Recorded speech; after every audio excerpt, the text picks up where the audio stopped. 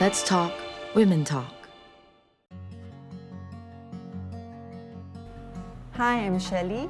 Today I'm going to talk about managing your family expectations when you go back to work. Very often when we talk about going back to work, we very much focus and zoomed in on how to reintegrate back into the actual workplace. What we forget to mention is how important it is to also help your family adjust as you put on back your career hat. Talk about what's going to happen, what's going to change, and because of the change, how everybody else around you can also adapt. So firstly is, before you go back to work, sit down, draw out what we call a week-to-week schedule. Write your own schedule, where you're going to be, what's going to happen, when you're going to come back from work. People need to know what's expected of them in order for them to help you make this transition.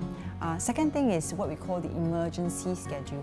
A lot of times when people were at home, you find that you're the one that people turn to when things go wrong. You're not going to be able to attend to these challenges or these needs already. So it's very important that you put it down very clearly in case of emergency and list down what are the emergencies. So have all the backup plans in case of what we call a crisis. Another recommendation I have is to always try to have a dry run.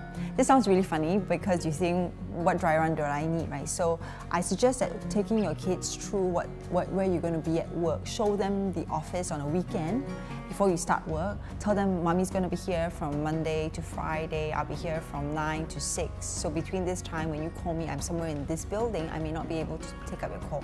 Show them what's going to happen. That's one thing. Second thing, an actual episode whereby you actually show them, okay, if this happens, you're going to try to call me, and if I don't call you back, you can call daddy at this number, you can call grandpa at this number. I know it sounds very unnecessary, but you'll be very surprised at the kind of potential problem that can happen if, for example, you go back to work and within 2 weeks somebody falls sick.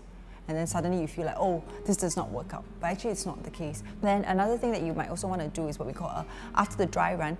When you start work, have the trial period. Meaning that the first 2-3 weeks, you know that things may potentially happen. Go through it and say, okay, every day, how did you feel? Were there any problems? You've probably heard of mother's guilt. And when you go back to work after a career break, you find that mother's guilt is triple, quadruple, like really multiplied by infinite times. So the first thing to remember is don't feel guilty. You're at least going to be alive. You're okay when you go back to work. So this guilt feeling you have to deal with, and you have to actually make peace with it. The fact is, you've made the conscious decision to go back to work. There are always going to be balances, meaning that if you spend more time at work, you will spend less time at home. But the truth is, a lot of people do this, and so you don't have to feel guilty about it. And you are a woman, so you are more than just a mother, so you have to remember that. And coming back to work helps you to, in a way, re-establish who you are as an individual. And that, in the long run, will bring you a lot more happiness and bring your family a lot more happiness as well.